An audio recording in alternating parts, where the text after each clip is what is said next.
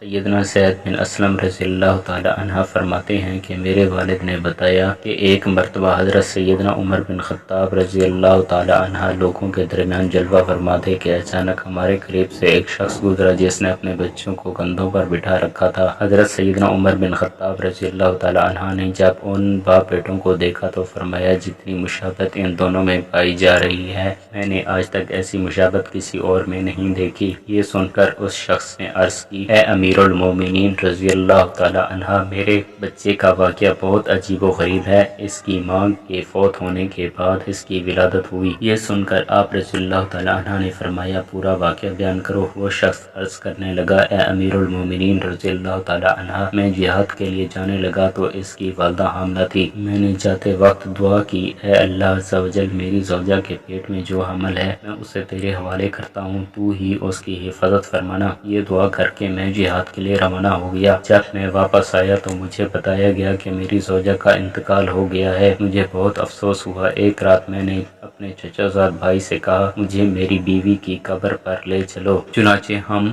جنت البقیع میں پہنچے اور اس نے میری بیوی کی قبر کی نشاندہی کی۔ جب ہم وہاں پہنچے تو دیکھا کہ قبر سے روشنی کی کرنیں باہر آ رہی۔ میں نے اپنے چچا زاد بھائی سے کہا، یہ روشنی کیسی ہے؟ اس نے جواب دیا، اس قبر سے ہر رات اسی طرح روشنی ظاہر ہوتی ہے، نہ جانے اس میں کیا راز ہے۔ جب میں نے یہ سنا تو ارادہ کیا کہ میں ضرور اس قبر کو کھود کر دیکھوں گا۔ چنانچہ میں نے پھاوڑا منگوایا۔ ابھی قبر کھودنے کا ارادہ ہی کیا تھا کہ قبر خود بخود کھل گئی۔ جب میں نے اس میں جھانکا تو اللہ عز و جل کی قدرت کا کرشمہ نظر آیا کہ میرا بچہ اپنی ماں کی گود میں بیٹھا کھیل رہا تھا۔ جب میں قبر میں اترا تو کسی ندا دینے والے نے ندا دی، تو نے جو امانت اللہ عز و جل کے پاس رکھی تھی وہ تجھے واپس کی جاتی ہے، جا اپنے بچے کو لے جا۔ اگر تو اس کی ماں کو بھی اللہ عز و جل کے سپرد کر جاتا تو اسی سے بھی صحیح سلامت پاتا۔ بس میں نے اپنے بچے کو اٹھایا اور قبر سے باہر نکلا۔ جیسے ہی میں قبر سے باہر نکلا قبر پہلے کی طرح دوبارہ بند ہو گئی۔ صحابی رسول صلی اللہ علیہ وآلہ وسلم رضی اللہ تعالی عنہ نے اپنا بیٹا اللہ عز و جل کے سپرد کیا تو اللہ عز و جل نے اسے قبر میں بھی زندہ رکھا۔ اے اللہ عز و جل، ہم